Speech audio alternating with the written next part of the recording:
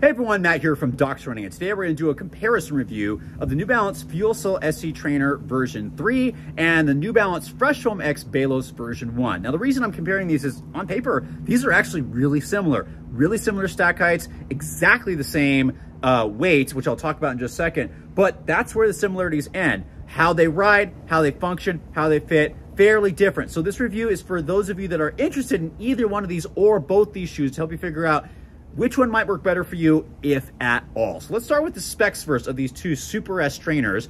Both of them have the same weight. So men's size 9 is coming in at 9.2 ounces. Women's size 8 is coming in at 7.3 ounces. Stack height is things are slightly different, but still fairly similar. The SC Trainer version 3 is coming in at 40 millimeters in the heel, 34 in the forefoot for a 6 millimeter drop. The Balos version 1 comes in at 38.5 millimeters in the heel, 32.5 millimeters in the forefoot for also a 6 millimeter drop. One of these has a plate. The SC Trainer has a plate, which adds to this being a little bit firmer of the two of them, whereas the Balos does not have a plate. Both of them have PEBA-based foams. I'm not a material scientist, so please don't ask me the exact ratios.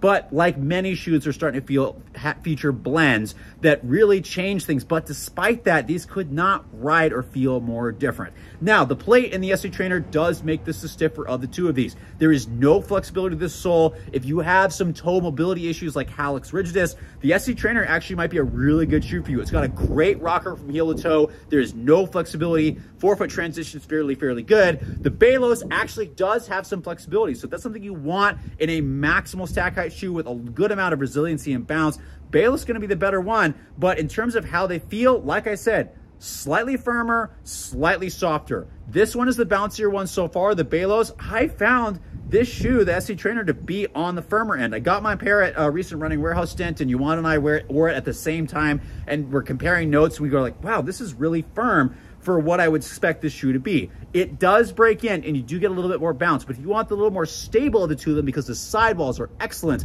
on this, the wider base, both of them have wider bases, but this groove in the center really keeps you in the middle, and the slightly firmer ride, because I think I'm hitting the plate a little bit early, the SC Trainer version 3 is going to be the better option. Whereas if you want the slightly more resilient foam, a little bit more bounce without being crazy soft or crazy bouncy, it's just a really good cruiser over here if you want something really comfortable. So I found that Balos actually works a little bit better for recovery runs and daily training, where the SC Trainer works well for daily training and, if you need it, a little bit of up-tempo stuff, because the plate adds a little bit of that stiffness that feels okay when you start picking up the pace. Neither one of these are good for really fast ones. I will say version 2 of the SC Trainer felt like a really good race shoe for a lot of people. This is not going to be it, and neither is the Balos. These are going to be your really comfortable long cruisers, but for different reasons, but for slightly different paces. The Balos isn't unstable, but again, it's slightly softer. It is wider, but it's going to be the more neutral of the two of these. So if you need a little bit more guidance, I definitely look at the SC Trainer version 3. In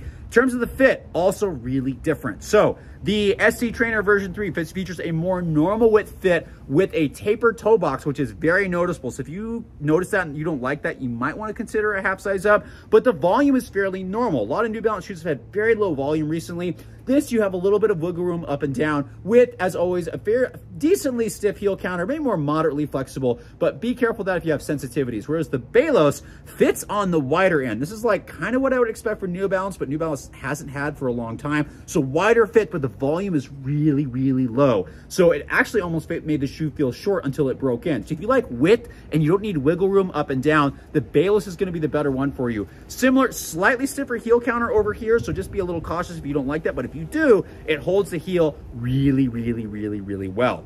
The only other thing I would caution you with, the tongue in this one does cause some scratchiness, so make sure you've got the top of your foot covered.